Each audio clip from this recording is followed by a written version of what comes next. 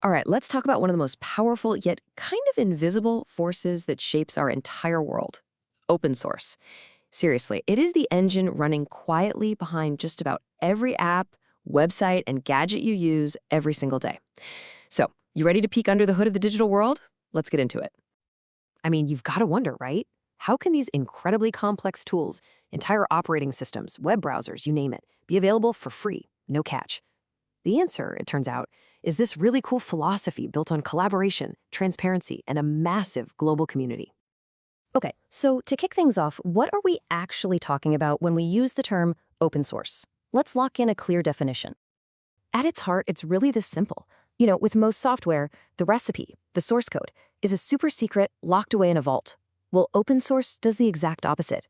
It's like publishing that recipe in a global cookbook for anyone to try, to tweak, and even to improve upon. And that public access, that's the key that unlocks absolutely everything else. So you've really got two different worlds side by side here.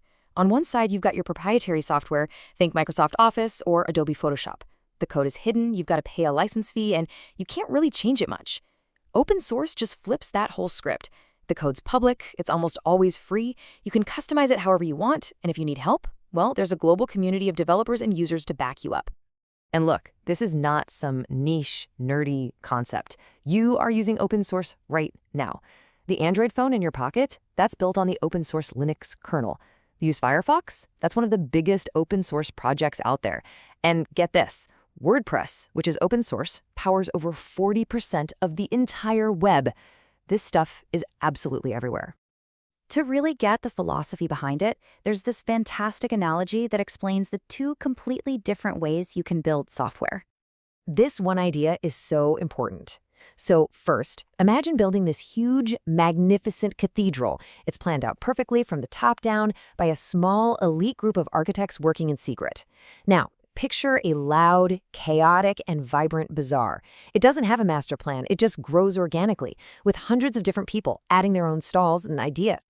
And this comparison just nails the difference. The cathedral is your classic proprietary software, planned in secret, built by a small team, and you get these big major releases maybe once a year. The bazaar, that's open source, decentralized, open to literally anyone who wants to contribute. And it's constantly evolving with small, frequent updates. It's more like a living thing. So, you're probably thinking, how on earth does a chaotic bazaar not just completely fall apart? How does it build software that runs the world? Well, the secret is in this amazing toolkit the community has built to manage all of that collaboration. If you have ever been even remotely close to the software world, you have definitely heard these two names. They are the absolute foundation of modern open source development. They're this powerful duo that lets thousands of people all over the world work on the same project without, tripping over each other. So let's break down what they actually do. Yeah, this is a super common point of confusion, so let's clear it up right now. Think of Git as the engine inside your own car. It's a tool on your personal computer that's like a time machine for your code, keeping track of every single change you make.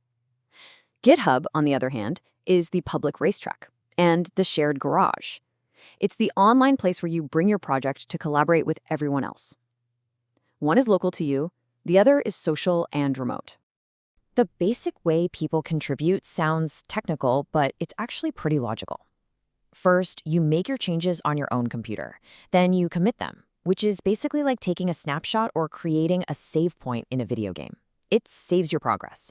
Finally, you push those saved changes up to a shared place like GitHub so that everyone else can see and use what you've built. Okay, so we've covered what it is and kind of how it works. But now for the big question. Why has this model become so ridiculously powerful that it basically dominates the entire tech industry? The impact is just staggering, and we are not talking about small hobby projects here. Linux runs the vast majority of the internet's servers and the cloud. Kubernetes is the very backbone of how modern applications are run online. The entire AI revolution that's happening right now, it's being built on open source tools like TensorFlow and PyTorch. This is the fundamental infrastructure of our digital lives.